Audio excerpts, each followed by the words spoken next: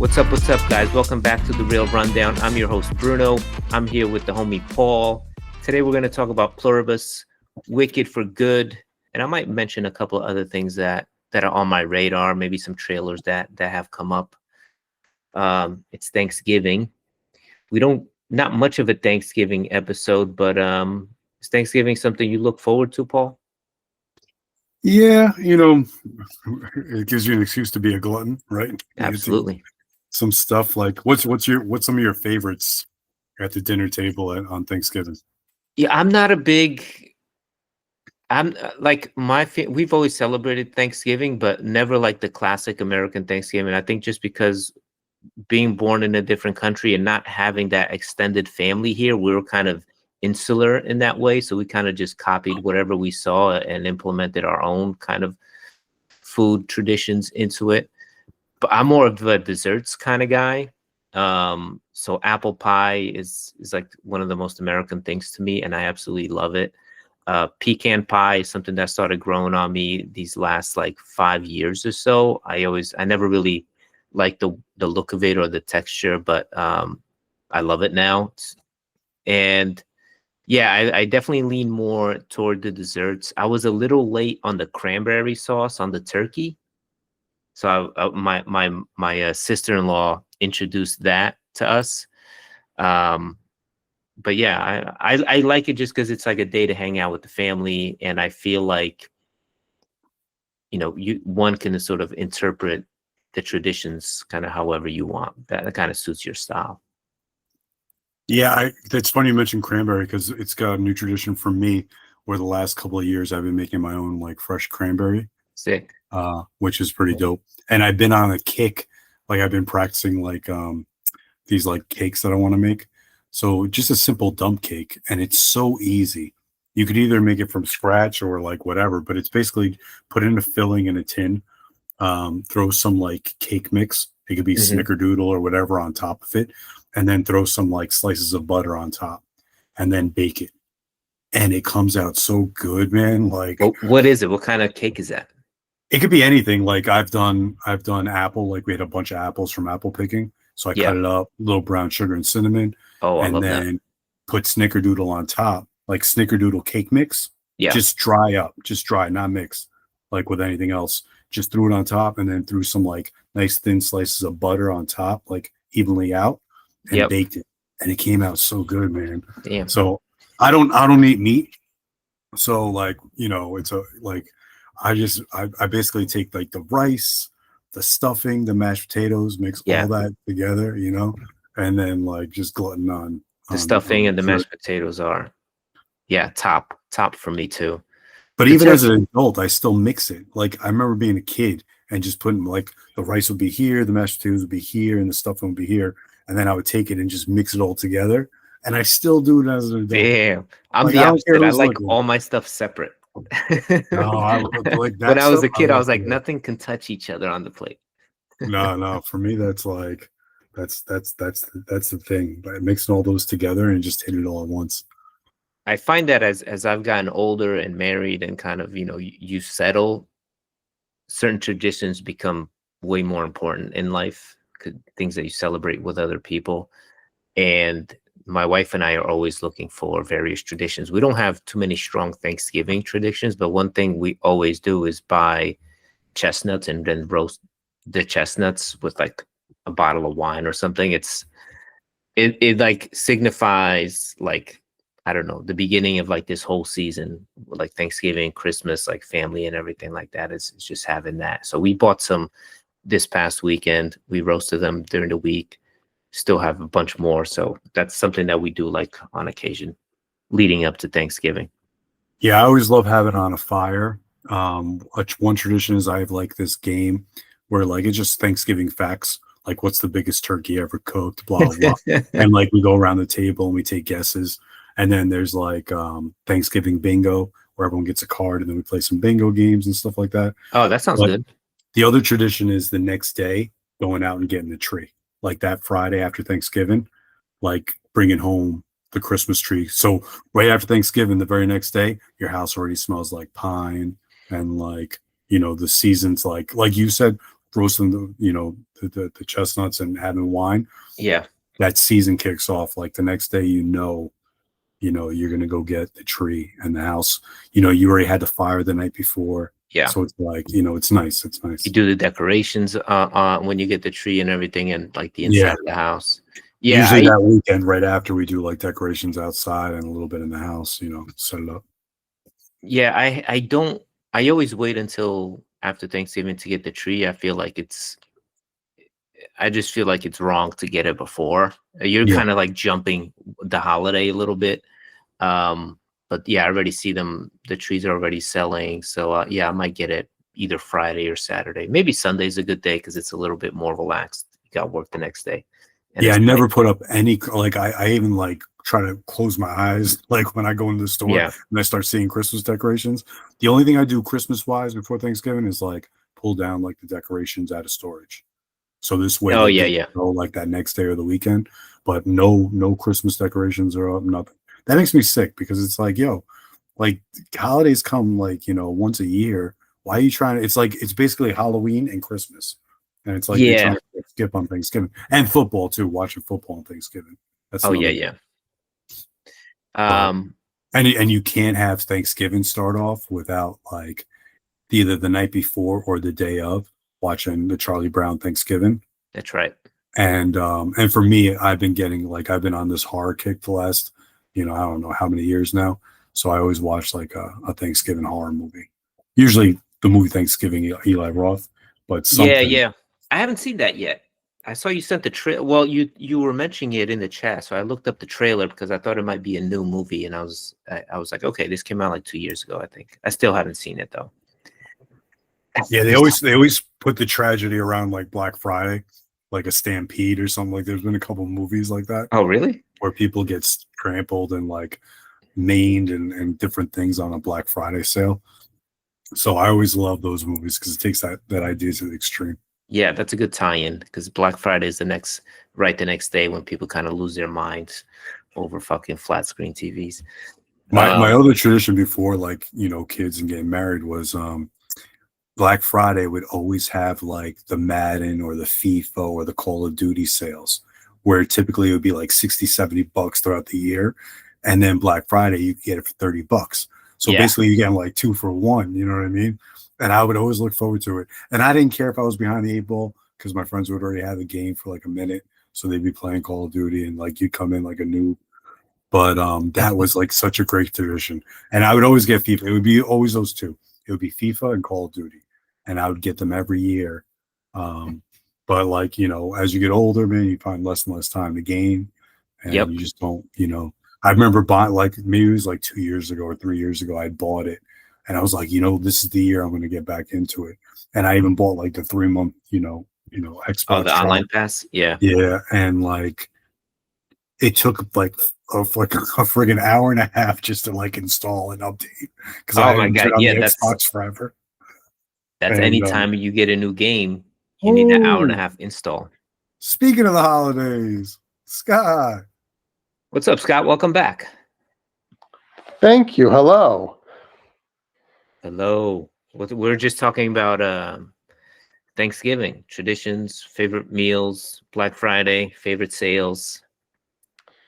Well, I'm glad I'm joining the episode because I'm sure there's probably one thing you haven't mentioned, and that's the Macy's 99th annual Thanksgiving Day Parade. Yeah, we haven't. I didn't know it was the 99th, but 99. Damn, that's a big deal. Well, next year's a big deal, I guess. Yes. I'm actually going to the city tomorrow around noon. And I think I told you before, Bruno, and we're going to go walk around and see the floats. And then we're going to go to the Natural History Museum for a minute. And then we're going to go catch a play. We're going to go see Wicked.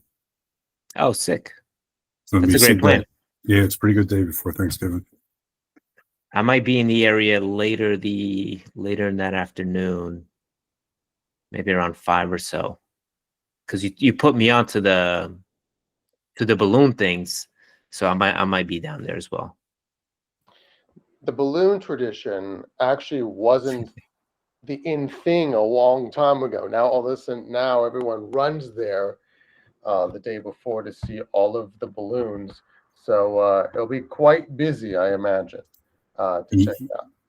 Every year it's been getting worse and worse. Back in the day, like nobody wanted to go because it was cold out, and like you'd have prime view.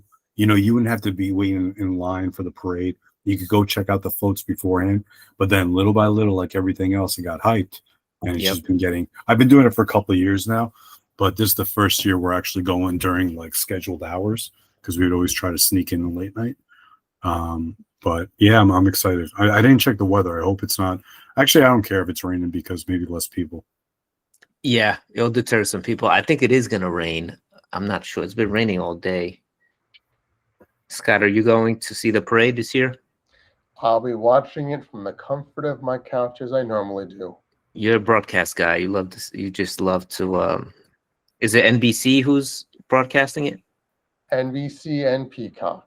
It'll be starting at 8:30 a.m. Eastern, and then I'll be repeating again at 2 p.m. right after the annual dog show. Okay, so maybe I'll watch the rerun at 2 p.m. It's just good Scott, background stuff. Scott, what's some of your traditions? Like, what's some of the stuff you look forward to, like food-wise, like traditions that you do around Thanksgiving? Well, do the Thanksgiving dinner, but I mostly like, watching the annual things like the parade. There's also here locally in New York, the Honeymooners Marathon, which is on WPIX, and that is on, and it's a classic show, and they have it on, since the late 1950s. It's been on as a tradition, and it's fun to watch because every episode ends to the Moon Alice, and it's quite fun to watch. But I'm not too into the food, but it's still nice to gather around and have the tradition every year. No desserts or anything? Well, great question. Yes. Pumpkin pie is, and if there is, yeah. And if there is cheesecake, I will not object to partake. I don't forget the pumpkin pie. I'm not a pumpkin pie guy. I don't know, man. Well, then in that case, I will not save a piece for you. I was gonna say you can have my slice, but already claimed. If it's done right, pumpkin pie or apple pie could be like a banger. Yeah. Are you both traditional into the turkey? Is there I think many people try to prepare the turkey in many different ways, like deep frying it, which is a whole ordeal. But that's nobody really does that, do they? I'm afraid so. And some people, firemen will tell you yes. Yeah. Some people actually go the pig route and they roast a pig, as opposed to a turkey. Yes. Okay. Yeah, we always do the traditional turkey. Nothing crazy, but I did. There was like what's the vegan one? The tofurkey or something that was popular. Yeah. I'm actually getting that one. Is that your? How do you prepare that? Is that like in the turkey shape, or is it just? It's like a loaf. I never did it before, but I'm gonna try it this year. Talking about like we were talking a little bit about traditions before, and like coming from a different country and all that. So when I was a kid, I was probably a teenager, and this was like one of the scariest Thanksgivings I ever had. My dad was cooking. I fell asleep in the basement, and my dad was cooking riscois. They're like like it's like escargot. No, the pork, like the pork, like straight up pork, like in oil or whatever. Yeah. Not riscois like I forgot what it's called. Riscois is like a little paste. Yeah, it's almost like a hot empanada pocket, almost. Yeah, not riscois, but it's with an R. It's like well, whatever. It's like it's basically pork. But he had been cooking it, and what happened is the oil spilt over and burnt. So the fire alarm downstairs, the battery had died, the smoke detector. So the whole house, like downstairs, was filled with smoke. So I woke up, and they were upstairs doing the turkey. Like he had set it downstairs in the basement because we had the other oven, and then he was upstairs. So I woke up and the whole basement was filled with smoke, and I woke up like coughing and like I freaked out. I'm like running Damn. around. I'm running upstairs. I'm like, "There's a fire! What's going on? What's going?" And then it ended up being like it was just like the grease had spilt and burnt up, like it had dried. Like, but man, I'll never forget that waking up.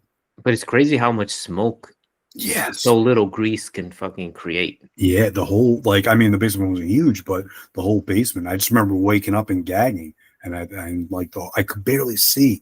That's how much like engulfed. Nothing was open. All the windows were closed. Yeah. So I just remember that. But anyway, more positive note. You survived. Yeah. Grease is the worst, particularly with fires. Yeah. So let's move on to hard pivot. We'll move on to Pluribus and some other stuff we watched. Scott, I don't know if you want to stick around.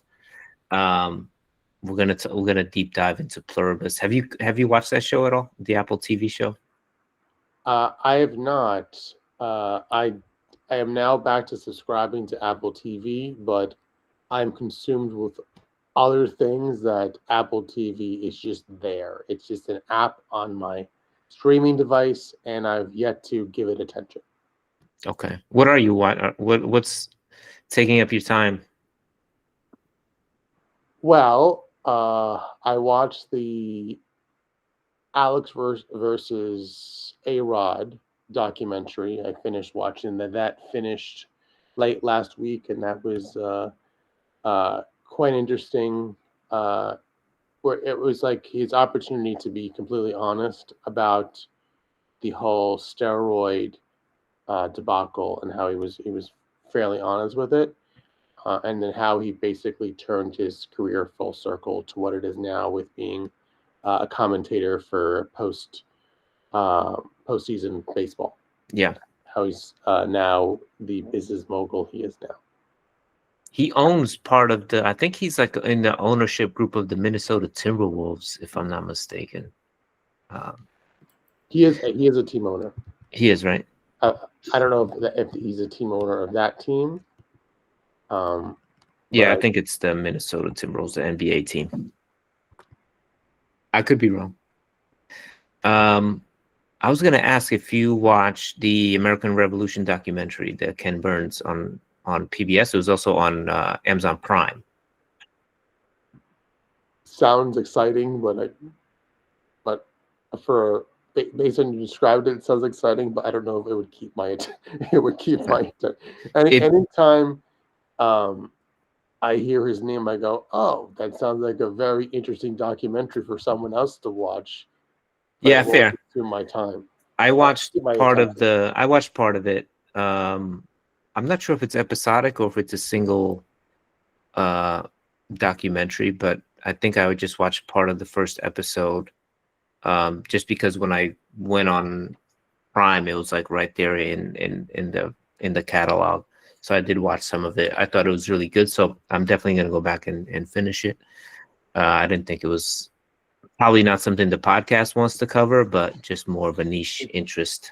It's just any of his documentaries are long, very in depth. It's just He's a master. Oh yeah, I actually heard him speak at an event that was local. It was for a fundraiser, and he's very interesting to learn about his process, but not for me to maybe watch his documentary about baseball that's 8 or 10 different episodes that stretch among like telling you the history of why there's so many threads in a baseball. It's like, okay,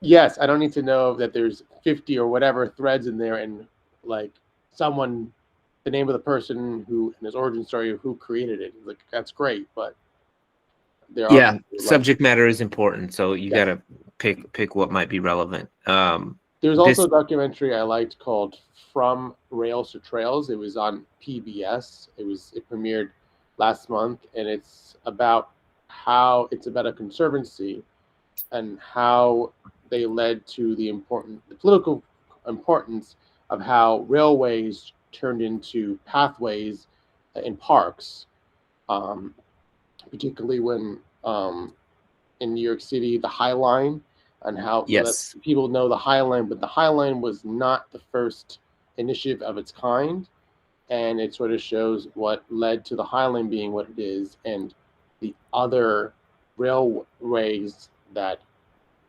became a past occurrence, and how it became a huge trend of creating parks in every major city.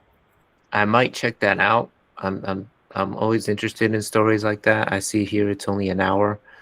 So I'll definitely be watching that in the next couple of weeks over the holiday season. Let's pivot to Pluribus.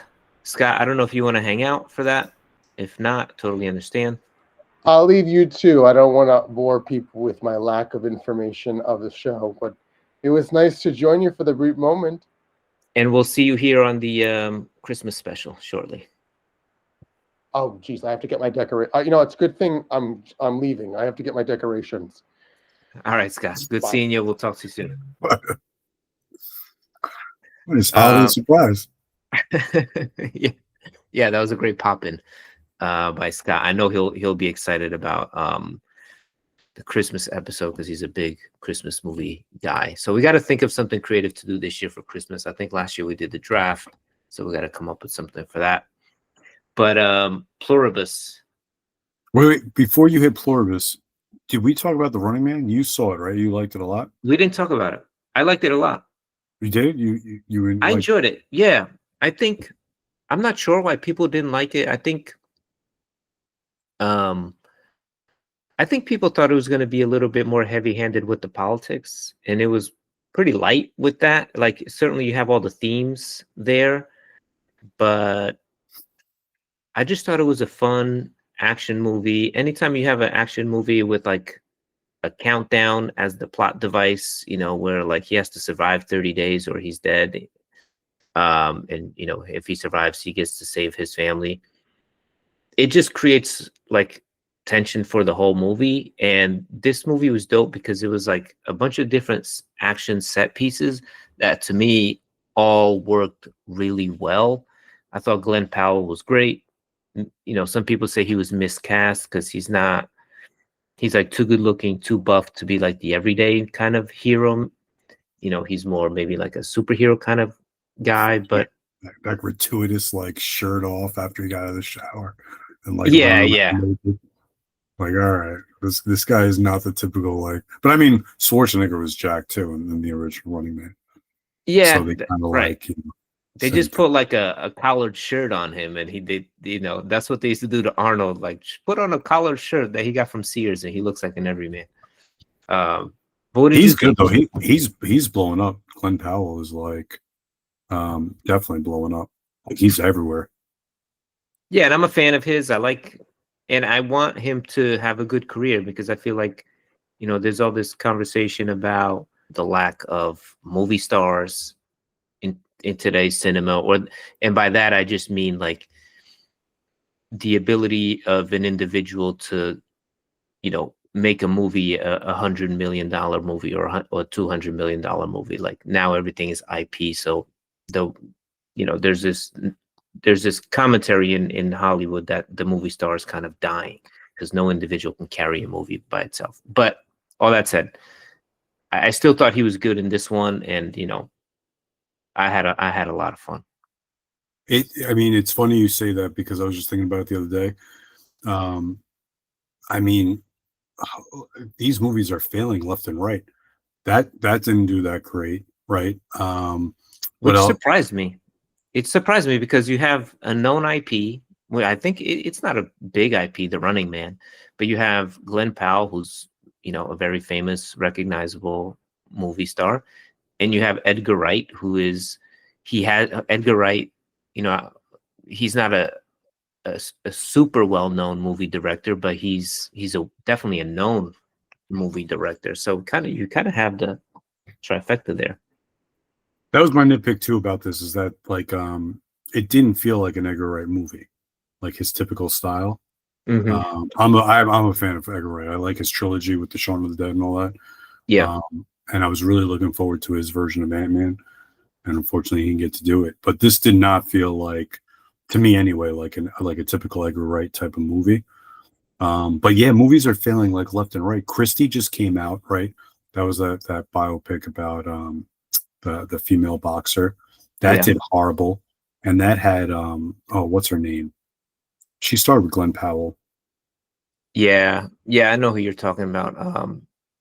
You had her name- that didn't do good. Predator Badlands did good, but nobody like Wicked for Good is going to do good. But some of these other movies that like had big names in it, there's another movie that just came out that had 2 huge stars in it, and it did horrible.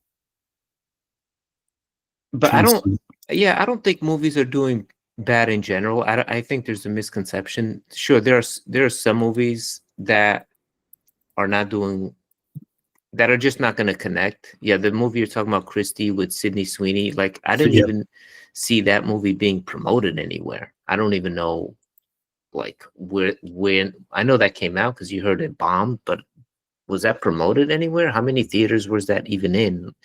Like I don't even know. That was a weird choice for her to want to do that. And yeah, I think a lot of it has to do with promotion. But I think movies are doing well. If you look at something like Weapons, One Battle After Another, these are 2 original movies that did really well. You have fewer superhero movies because people are sort of tired of that. So it's other types of movies filling those screens and filling that space. I still like to believe that movies are doing pretty well, but it's more like the surprises. I think you're often surprised when something is exceedingly well. And when something doesn't perform, there's certainly loud conversations about that too. Yo, Ben Foster's in Christie. Damn. Yeah, there was another big movie though that just came out and had like 2 big names in it. You talking about Now You See Me, Now You Don't? No. It was more of like a critically like acclaimed type movie. Oh, you're talking about Damn, it had 2 big names. yeah, you're talking about damn, what's it called? I Love You, Baby? Is that what it's called? Maybe it might have been that. It is, I'm horrible with names. But are you talking about the movie with Robert Pattinson and Jennifer Lawrence? Yes. Okay, yeah. Yeah, that movie was never going to make a lot of money. That was more of like art house kind of movie. But 2 big names. That's like 2 huge, an actor and actress that are like very well known. Yep. Like, is the era of like the Hollywood star that pulls in the box office done? Like, I mean, we still have a few. Maybe Tom Cruise. He could still. Yeah, but he's 60, big bro. pull. Like, I know. who's 25 or 35? That's like, making a pull like this. Nobody. I can't think of, like, it looks like the era is over. You got very few like. The only that one you might be able to point to is Timothy Chalamet, but his biggest movies were Dune. So, big IP movies too. Yeah. His other stuff is not as successful. Even Tom Holland, when he steps out of Spider-Man, his movies, he also makes like bad movies, but he's not a big draw outside of that. Robert Pattinson was also in Mickey 17 that came out earlier this year, and that bombed. Yeah, I don't know, I don't know why some of these movies bomb, but I think you also have movies that are, hugely successful that people are not really expecting. I think they're more something like Weapons, which is a horror movie, but there's also this element of mystery and surprise. People really took to that. Why? I don't know. Because there's like other horror movies that came out that just didn't perform as well. So I'm not really sure what the metrics are. But back to, just the conversation about The Running Man. This was something that I was looking forward to just because it's, it's a classic movie and it's an Edgar Wright movie, but you said you weren't as impressed with it. Yeah, I think the ending had a lot of conveniences to it. Mhm. To help out the writing. It felt a little bit lazy at the end. I think this version, I haven't done the book yet, but I plan on it. This version I think is more in line with what the book had. Yeah, that's what compared they're to the saying. other. So He said I mean, he that's said good. this was a true adaptation of the book, whereas the other one was just a conceptual. The original was more concept and less adaptation. But I guess just that it was just that, and like some places felt like it dragged a little bit. Um, but it was Yeah, more about the conveniences and stuff. And for me, I remember the old, I watched the Schwarzenegger version of Running Man, so it was going to have like a lot of like big shoes to fill. But to me, I was expecting something totally different going in there with Edgar Wright. I was like, oh, I want to see what his what his twist on this is. And like I just left like thinking like, oh, it's like a studio movie. It didn't really feel like his flavor. what I think he did well was the scene in the hotel, right when he's Glen Powell's character's in the hotel, and the hunters kind of track him there, and it's like a beautiful action scene where he kind of leads them he escapes, leads them to the basement, and he accidentally, inadvertently blows up the entire thing. Um, and Oh then yeah, yeah. and then the scene with Michael Cera when he goes to Michael Cera's house and it's all booby trapped, has an escape route. His crazy mother's in there. Like those set pieces to me were phenomenal, like hugely entertaining. And I also think it's cool that when he like steps out into the world, like he tries to hide out in a hotel room. He tries to visit like an old friend of his that has all these weapons and outfits, disguises for him. I do like that. I think the third act is where it slows down a bit when he takes that woman hostage, and then they have to drive basically to the plane to the final act. It lost a little bit of its pacing, but yeah, I still thought it was a lot of fun. It's a cool world to kind of explore, that dystopian, futuristic society where you have like the super wealthy in this gated kind of city center, and then outside of that, you have the people who just watch the TV and kind of feed all of this stuff. It was pretty cool. Talking about Michael Cera, that's like a shout out to Scott Pilgrim Yeah, versus the world. yeah, But yeah, because like I love Baby Driver, right? So I'm like, I'm going that and was thinking, insane. yeah, Baby Driver That's is an such a good insane movie. movie. So like, I guess I had really high expectations and it just didn't hit. But Yeah, yeah, I mean, I enjoyed it. It was okay. It was yeah.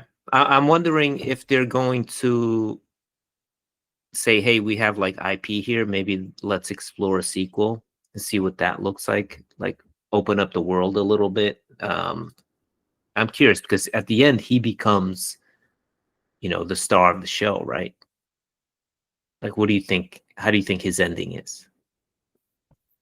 wait, his ending, he snuck back over to his wife and his daughter, right? That was the ending. The ending, no, the ending is him in the studio. He kills the executive producer. That's the final Wait, shot of so the movie. when did he go? He snuck over and went to go see his daughter. Oh, that was before he went back to the studio. Yeah, And the host was like, "I'm out," and then he killed like yeah. the main protagonist. Yeah. Okay. Yes. Yes. Yes. Yeah. I don't know. I don't know. Like, yeah. I mean, but he. I don't know. I don't know. It could be a I good don't. series, maybe, or maybe Yeah. leave it alone. I don't know. Yeah.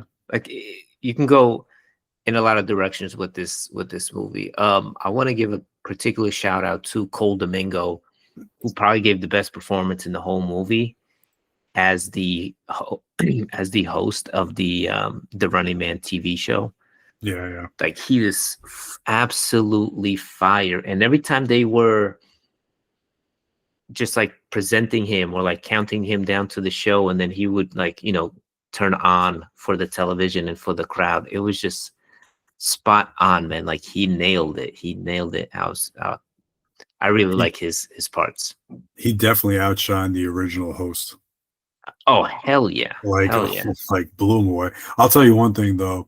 Oh, I wasn't enamored by oh my gosh, the main antagonist.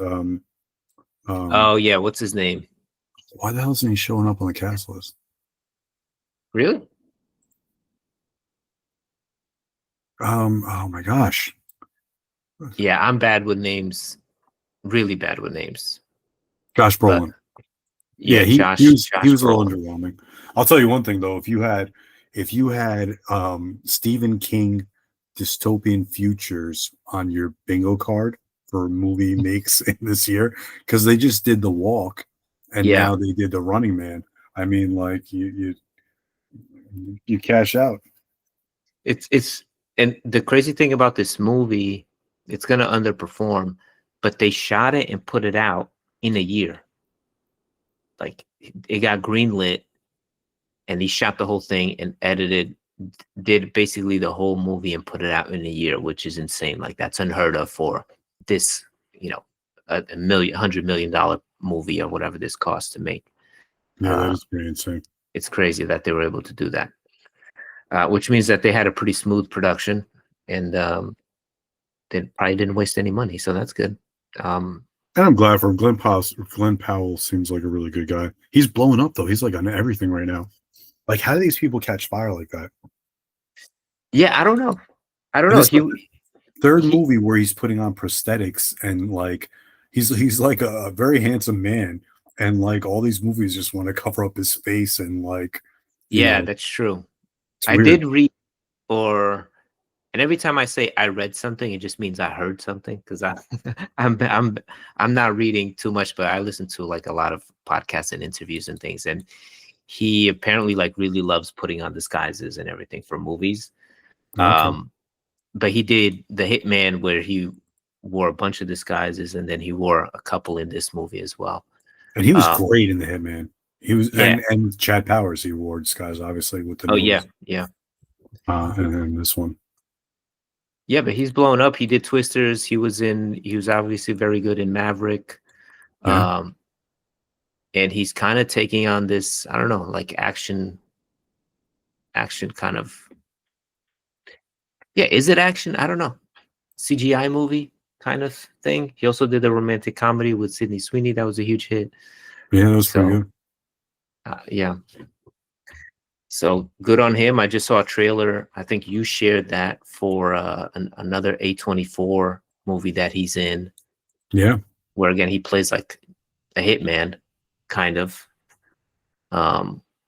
We'll see. It looked okay. I don't know.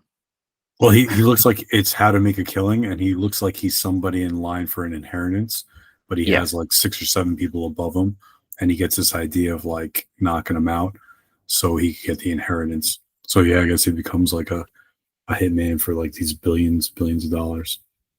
Yeah, it doesn't look that great. Like it's more like someone had this idea and they're like, what if we make a movie out of this? And they're like, Yeah, yeah. okay, right? So yeah, good luck to him. Let's move on to Pluribus, because that, I hyped up Pluribus a ton after the first 2 episodes premiere. I told everybody. I think I said on this pod, I was like, this is going to be the it show that everybody's going to be talking about. After the 4th episode, I'm not as convinced as I was. Wow, really? Yeah. And I think that's not, I just don't think the show is as mainstream as I thought it was going to be. I think audiences might lose patience with it because the 3rd episode was super slow. And the 4th episode started super strong, but it slowed down a little bit. And I'm still hooked. I really enjoy the show, but I just don't think it's going to be as big of a mainstream hit as I initially thought it would be. That's funny because like I expressed my feelings about the pacing issues with the very first episode and her Yeah. going from and the 4th episode I had no problem at all. Like I've just become more enthralled with it, like the possibilities of the theories and all that. I don't think it's going to be a mainstream hit like Breaking Bad or Better Call Saul, because it's not going to be on like a TV station. It's on Apple TV. No, but you're limiting your audience. I'm not comparing it to that era. I'm comparing it to something like Severance or, something that's very popular today. Honestly, I like it so far better than Severance than I like Severance. I'll tell you that much. Yeah, I do. Well, But do you like it better than you liked when Severance first came out? Because Severance season 1 was phenomenal. Yeah, that's true. That's true. It's a hard. So I'm looking at the overall picture of like the whole what I've gotten so far, the first 2 seasons, and comparing it. That's not a fair comparison. Yeah, you're right. yeah, I think the show. One thing that I noted about the first 2 episodes last time we spoke was that I really like how direct it was at tackling the plot point of the alien takeover, the virus takeover, and addressing all of those questions that us as audience might have. And they kind of doubled down on that.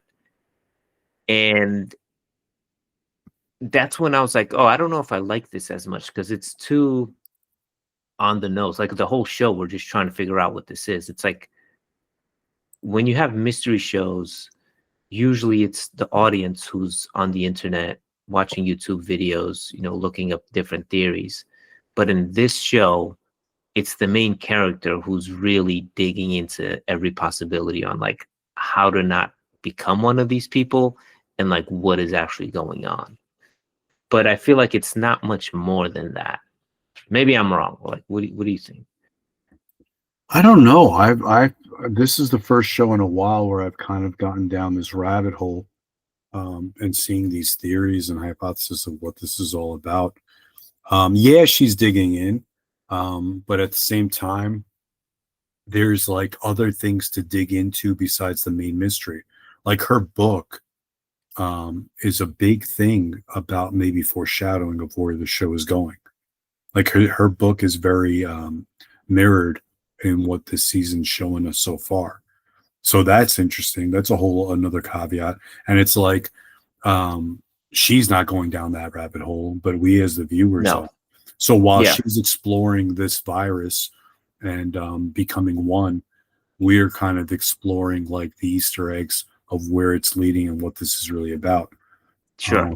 So I still enjoy it in that way. And like, yeah, I love her. Like, I love Carol like going down the rabbit hole of different things that I would think too.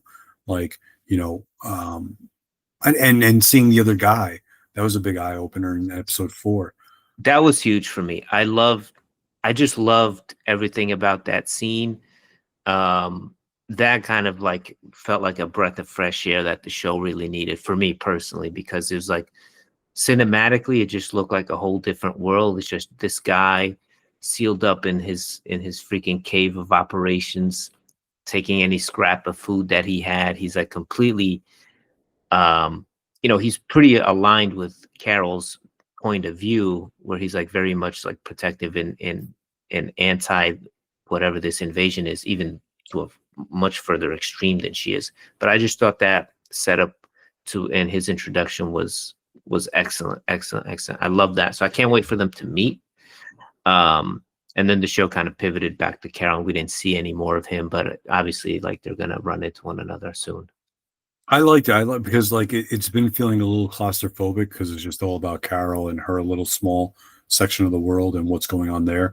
And I love like to your point you talked about it last time we talked about Pluribus was the world building, like what's going on in the background, what are they doing, like how are they organized, and seeing him, we met the other people that are immune that speak English, right? Mm-hmm. And their viewpoints, and they're kind of like all on board with the one and all that. And Carol's not. And up to this point, Carol's been this polar opposite on this end of the spectrum. Like, like she's way down here, right? And we think like that's the end of the spectrum. And then we meet him, and he's even further down the spectrum, where he's eating dog food because he doesn't like he's in the storage facility, I guess, that he owns or works at, and he's going through people's stuff, and he's willing to eat dog food and lick garbage out of the garbage, like the can top. The lid, yeah. And again, eating packets of sugar. Yeah, just and he has delicious food that they're dropping off, and he won't even interact with them, and like he won't take their food, and she's eating the food and she's interacting with them, and so now we see a whole different level, which is pretty cool. Yeah. So it's not, and then getting to see the other end of that phone call, and the mirroring, like we started with the premiere with the lady licking the donuts, to spread the disease, and he's licking the can top to not come into contact with possibly getting the virus. Yeah, like that, that that's a good mirroring point. opposite. So it's like a lot of these cool things, like it's just I've really enjoyed it. I look forward to it. It's one of the few shows now in a long time that I'm like looking forward to it and really enjoying, and like really feasting on like any little detail that we get, like her thinking about that truth serum, like that Yeah, that was crazy. that was nuts. And seeing like I would have never thought to do that. I was like, what is she gonna do? Run up on her injector? But she had such a short window, and like her asking for the heroin, it was her ploy to get needles and things. Yeah, And like taking advantage that she's in the hospital, but so she has the IV connected, so she could just slip it into the IV stream and not have to like stick her and catch her off guard. So it was a sneaky way of catching her. Like a lot of cool details that I wouldn't have thought of. That I'm like, all right, Carol, yeah, you're doing your thing. she's very proactive in dissecting the situation. I think we see her put together like a whiteboard of just like, okay, they can't lie, check. They do this, check. Just really like being meticulous about how she approaches Sosha, I think her name is, as like the main point of contact, I guess. Um, and then even when she talks to the guy dressed as a cyclist and doesn't interrogate him, but she has an honest conversation about how her partner who died, how she felt about her work. um that's like something that she has access to, so she was, I don't know, she wanted to know something very personal.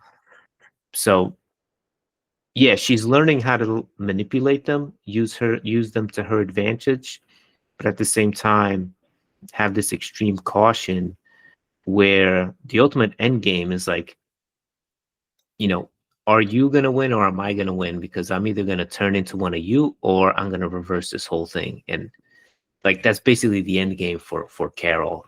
She doesn't want to lose her individuality, her humanity by being turned into one of them. And their end game is to turn Carol and the other folks, obviously. And like one of the theories out there is like, what if she finds the cure, right?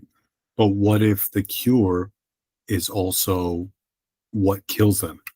They can't be separated once they get out of the one. Mm-hmm. So in order to cure it, you basically, once they get separated, they die.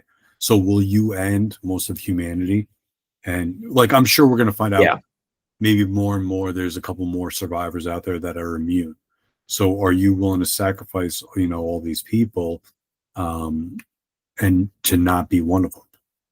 Like Right. it's crazy. Yeah. And like, not even that, but they spread this virus via,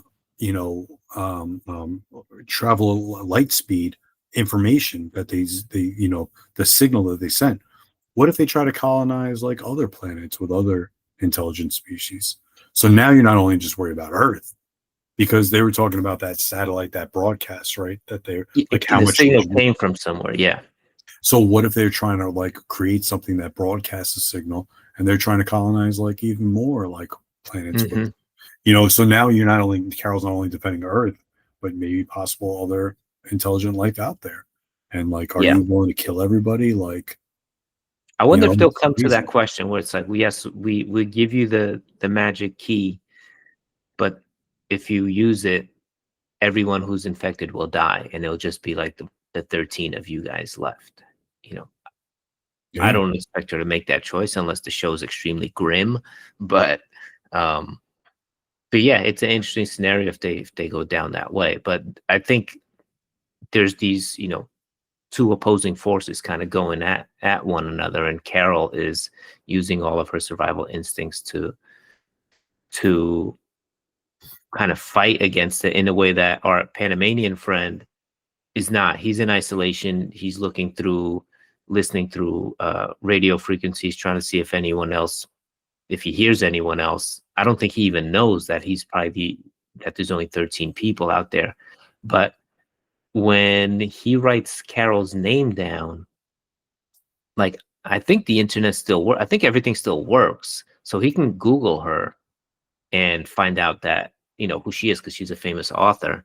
So he can definitely find out who she is, because I think when she cursed him out, I think that was pretty clear that to him that he's like, oh, he's not one of these people. She's not one of these people because they're all fucking super nice. Right. That was a tell when she's like, fuck you, cabrón. Yeah. You know? He was like, all right, this is not one of them. Yeah. Yeah. So did she give the last name? Or she just gave her first name? I don't remember. She gave the last name, but he wrote it down incorrectly. He wrote Carol right, but he wrote the last name incorrectly. Ooh, I think I saw that. Yeah,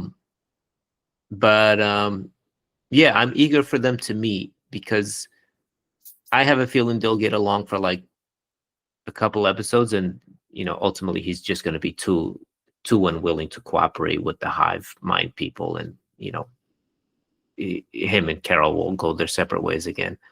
But yeah, it's cool to try to figure out what the big picture is here. Number one, where that signal came from, who sent it, because that kind of was like a trap. And what the goal of the hive mind is. Like they're constantly working on, solving for Carol and the others. Like that's a constant. And it's a lot of pressure. I wouldn't be able to sleep at night knowing that like every person on the planet is 24/7 conspiring against me. I know. And it's like, how do you trust? Like, I see his point of view, because what if they're lacing her food with like different tests to see like what they could finally get to break the immunity? Mm-hmm. Like it's a constant battle, man. And like Zosia, like this is almost the second time she killed her. So like, what I know. Yeah, are they we gonna ended. split them up or what? Well, you can't like almost kill a character twice back-to-back episodes. So I'm pretty sure she's gonna come back and survive this cardiac arrest issue that she's having. But I don't know. They repeated like her almost dying twice. The other thing is that Carol is basically in love with her, so she's compromised in a certain way. She has feelings for Sosha, intentionally so, because she was literally like the person on the planet who would most likely be an attraction to Carol anyway. Like, so that's kind of by design. Yeah. But yeah, super interesting show. My complaints about the show are not. I just think the show is more of a deep dive than the average viewer kind of show. But there's like so much to chew on when you watch these episodes that it's really interesting. It's very slow divulging info, so it's like you really got to savor each morsel that he kind of gives out. Yeah, and we're kind of learning as she's going, but it's a very slow burn. I mean, I don't know where this could end up. I don't know how many seasons he has planned for it. it's at least 2. They signed up for 2, so we'll see. If it's 2, then he's got to at least have legs for that. And have this season 1 story arc wrap up, and then have a second story arc for next year. And it feels like a lot of time to fill, because I'm like, every episode I'm like, what else can they do with this? Like, because I feel like we're on the clock. Like they're gonna or maybe they come up with a solution in the next episode and the whole plot just gets flipped into something different. I don't know. Yeah, I can't keep going on like this for like the whole season where she's just trying to figure out stuff about them, and like, right. I don't know. But that was like, that's why I liked episode 4, because it was such a big move, where we learned something different, where we knew they couldn't really lie, but based on like questioning them and getting a mission of a truth, the answer, but using that truth serum on them, and not really like, still wasn't enough. Yeah, like it's weird, and that kind of shows, like, I guess with the truth serum, she was kind of starting to disconnect and disassociate from the one. So yeah. Was it that she had this cardiac issue because of the truth serum, like affected her in a bad way because she's recovering from the damn grenade explosion, and she's still like in the hospital? Or was it getting away from that hive mind? Like once you're disconnected, after you've been connected, you can no longer exist, so you die. Like that hive mind is what's keeping you alive now. And if you disconnect from that hive mind, you no longer you die. Yeah, you fade away. Yeah, that could be. Yeah, that's So who interesting. knows? So, It's like, right. more questions kind of like with an answer. That's weird. Yeah, what caused the heart condition? What caused her to sort of fail? And she was in real trouble. And Carol was like feeling extremely guilt and sad, and everyone else was crying. It was a weird episode, and I looked at the faces of like some of the extras in the background, and like this lady looked like really upset. I was like, "You're not supposed to be upset. You guys are all supposed to be happy." And the cool aerial view as it pulls out, and they're like swarming around her. Yeah, super creepy, man. Right? Yeah, just their movements are creepy. Even when they were filling back the grocery store, like that was Yeah. pretty creepy too. I don't know what this is rated. Maybe hard for language, but I haven't seen anything else that's bad. This could be like a family show, I'm assuming. There's some language in there, I think. Yeah, that might be the only thing. Like can't tell what the hell the rating is on this. But It's probably just M for mature, maybe, but it's not that mature. yeah, I don't know. I mean, oh yeah, TVMA. TVMA. Yeah, I guess maybe because of the language and because of tones, like people maybe killing themselves and dying and stuff. Yeah. The next episode is going to premiere tomorrow night, Wednesday. Short week because of Thanksgiving. I like that they did that, so I'll probably check that out over the break, and then we can kind of connect again. But we'll leave it there this week. Go check out Running Man in theaters. And Wicked for Good. Do you want to do No. I would definitely recommend checking it out.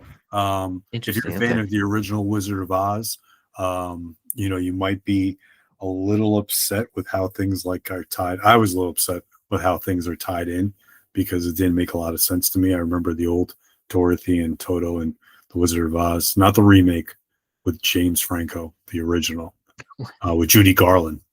Yeah. But I didn't like how they kind of blended together. But definitely a good movie. I mean, if you like the first one, you're gonna like this one. It had catchy songs. Everyone did a great job, and I think it's going to do really well. It's already blowing up on pre-sales and all that other stuff. So, isn't it already out?